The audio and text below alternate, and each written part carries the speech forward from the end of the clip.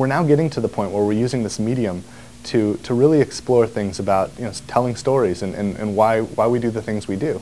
And this is a great tool that we have, and to use this tool to the extent that we're capable of using it now, where the technology has allowed us to use it, we can recreate things that you can't possibly experience. Brothers in Arms is a much more open game than most games. Most games force you down a narrow corridor. You have walls on either side of you. You don't have any real choices about how you're going to maneuver against your enemy. The real world doesn't work like that. World War II didn't work like that. These were open fields in Normandy, dotted with houses and walls and shrubbery and trees and so forth. That's the environment that we've put you into. Some of the cool new technology that we've built for Brothers in Arms is the glow effect that is becoming pretty famous as people look at the game, the incredible vegetation that we have, the trees that wave in the wind, the grass that waves in the wind and reacts to explosions and so forth, and just amazing atmospheric effects that really put you into Normandy in 1944. To make the game challenging, we had to have a challenging enemy. That means the enemy has to employ tactics as well. He can't just stand there and shoot at you and look like a zombie. He's got to actually act like a human being. We've tried to create that. We believe that our artificial intelligence enemy is very sophisticated, the most you'll find in any other game.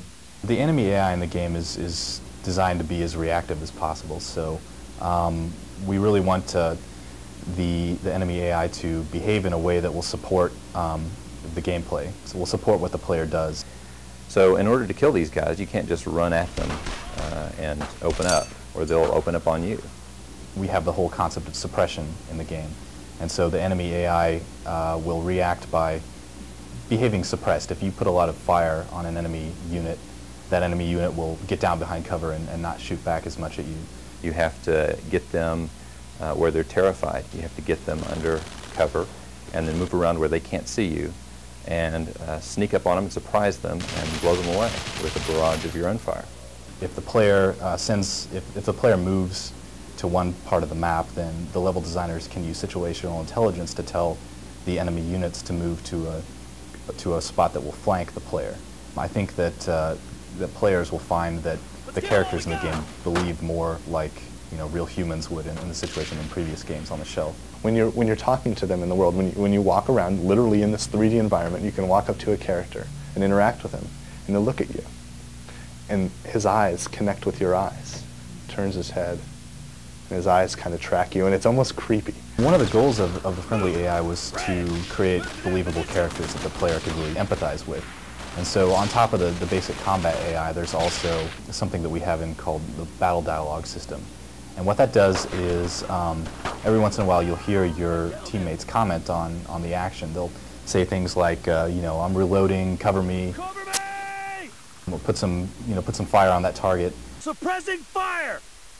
Fire at him! And that adds a lot to the believability of the characters. If you haven't seen this for a while, or even if you haven't played a game for the last year, this technology is something that it's almost startling at first. It's really incredible magic, and it's a lot of fun to be a part.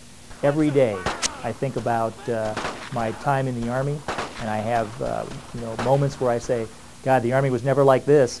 And I kind of chuckle, but then I go, yeah, but this is also pretty neat.